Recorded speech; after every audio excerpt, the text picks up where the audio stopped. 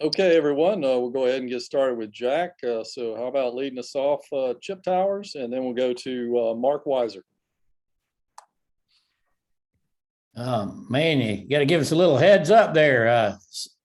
Give me just a second here. How you doing, Jack? Good to see you. Good to see you, Chip. So obviously we're getting inside 10 days, 9 days I think there's left. The last time we saw you, you were disappearing underneath a mob of teammates on the field. How's this for a simple question? What's happened to you since then? Has your life changed much? Not really. I haven't tried to let it affect me too much. I'm not trying to buy into the stardom that much and just trying to live my daily life as I did before. Hey, Jack, how's it going? Good. How are you, Mark? Good. Thank you. I want to ask you about Coach Muschamp. How much is he actually coaching you directly? I know it's a kind of a team effort with special teams. What is his role as it pertains to you as a place kicker? I would say, as Coach Smart once said, he likes to leave us alone, and so does Coach Muschamp. He brings a lot of fire and energy to the table for special teams as a whole and as a team. But as specialists alone, he kind of lets us do our own thing, but gives us a little energy here and there and make sure that we're doing the right thing. Okay, we'll go with Anthony Dasher and then Dean Legge. Jack, good to see you, man. Good to see you, Anthony. Just a simple question. I guess after the year you had last year, did you ever get put on scholarship? Yes, I did. You still on it, or was that just a spring thing? I'm still on it, yes, sir. What did that mean for you to get that? It meant a lot. It was always a goal of mine once I got to UGA to work my butt off and someday to be able to get put on scholarship to pay for school. And now I'm here. So hopefully some next level. I don't know what the next step's going to be, but we'll see. Jack, through the years have been several of these games with Georgia and Clemson have been decided by field goal kicks. Whether you're talking about Kevin Butler, Chris Gardocki, even the failed attempt by Clemson in 2002. What do you know about the past history of just say Kevin Butler's kick in 1984? And have you taken a look at that game before? I actually have not taken a look at that game before. That I've heard it in past mention of the notorious Kevin Butler kick. I think 60 or some so odd yards. But besides that, I have not heard much. Okay, now we'll go to Mike Griffith and then Palmer Thomas. Jack, I want to ask you, when you make a field goal like you did in the Chick-fil-A Peach Bowl to win the game, how much carryover is there? Is there something about making a game-winning kick that's kind of self-empowering and gives you just that extra shot? There definitely is, but I try not to buy into that. Just like preparing for a kick, it's same in, same out. Every kick's the same, no matter the distance. So once that carryover happens, I need to make sure that I leave it on the field. If I carry it over, then it might affect me on the next kick, whether it's a good one or a bad one. Jack, Coach Smart was sharing with us that Robbie Disher is kind of the hidden gem in the special teams room and among those coaches. What's your interactions with him been like, and what's his role? Dish is my man. He's a great guy, and we're lucky to have him from Louisiana Lafayette. He's just been a real good guy to have in the room to cheer us up when there's not things going our way, maybe. And he's really smart when it comes to the special teams scheme. And as I said before, we're just really lucky to have him. All right, we'll continue now with Seth Emerson and Jakeroos. Jack, I hope this doesn't come off as an insulting question, but last year, obviously you had to win the job and then you had to maintain the job.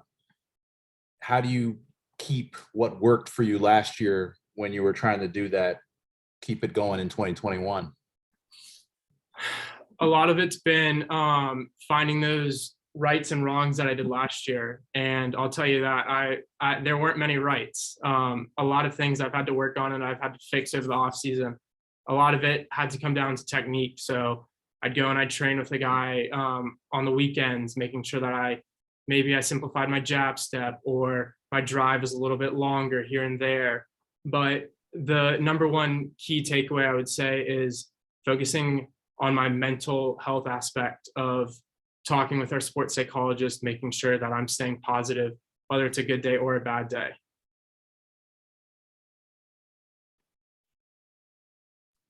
Jakeroos, did you have a question?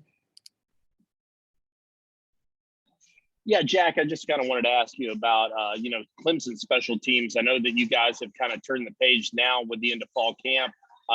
What have you seen out of, their kick coverage unit and the guys that are going to be kind of rushing up against you?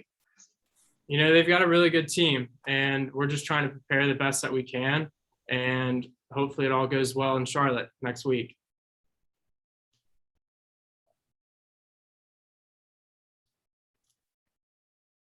Go next to Connor Riley and then Davis Baker.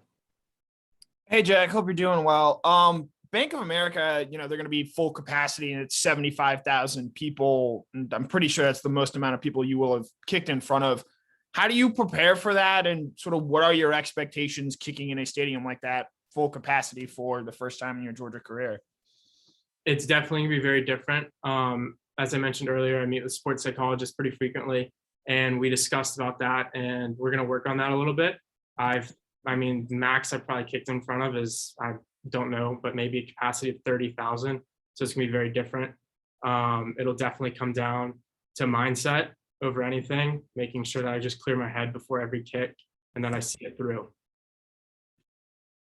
Hey, Jack, were there any kickers growing up that you really got inspiration from, and who are some of your favorites to watch right now?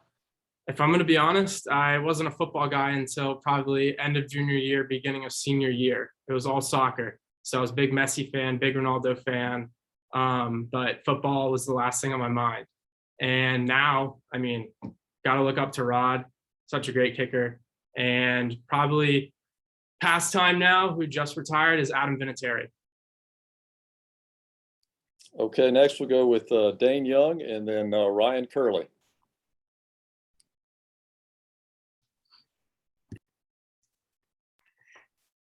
Hey, Jack, just curious, just the overall team energy, so to speak, as we're a little over a week out. What are you seeing from the practice fields?